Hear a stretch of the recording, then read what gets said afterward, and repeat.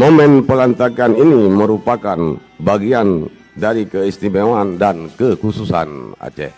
Jabatan tahun 2025 sampai dengan 2023. Assalamualaikum warahmatullahi wabarakatuh. Momen-momen terakhir di pemerintah Aceh.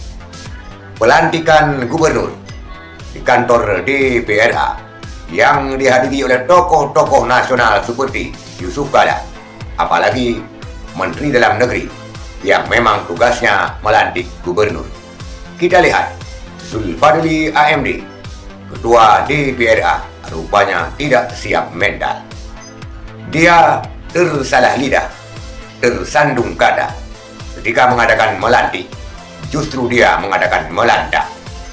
Dan ketika Muzakir Manaf melantik Iliza Sadudin Jamal sebagai wali kota Banda Aceh yang seharusnya periode 2025-2030, beliau juga tersandung lidah dan salah kata. Apakah dia grogi terhadap kebesaran nama daripada Iliza ataupun tidak terbiasa? Dia mengucapkan kata 2025-2023. Tetapi itulah saudara sekalian yang membuat warganet Aceh menyerang media sosial. Postingan-postingan semacam ini dirujak sehabisnya oleh warganet dengan berbagai macam komentar-komentar negatif.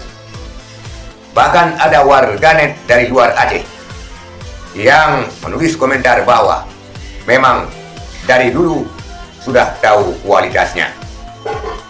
Tetapi saudara sekalian, kita tidak harus mengartikan dengan hal-hal yang negatif. Yang penting apa yang diutarakannya tersampaikan. Artinya apa yang diucapkan dimengerti dan tersampaikan sebagai sebuah pesan 5 tahun ke depan. Kita maklum sebagai manusia, mungkin karena tidak terbiasa ataupun menghadapi orang-orang yang tidak biasa kita hadapi, ataupun karena kelelahan dan juga faktor lainnya, sehingga kita kerap tersandung lidah dan tersalah kata. Jadi harap maklum, karena ini bukanlah sebuah kesalahan yang fatal.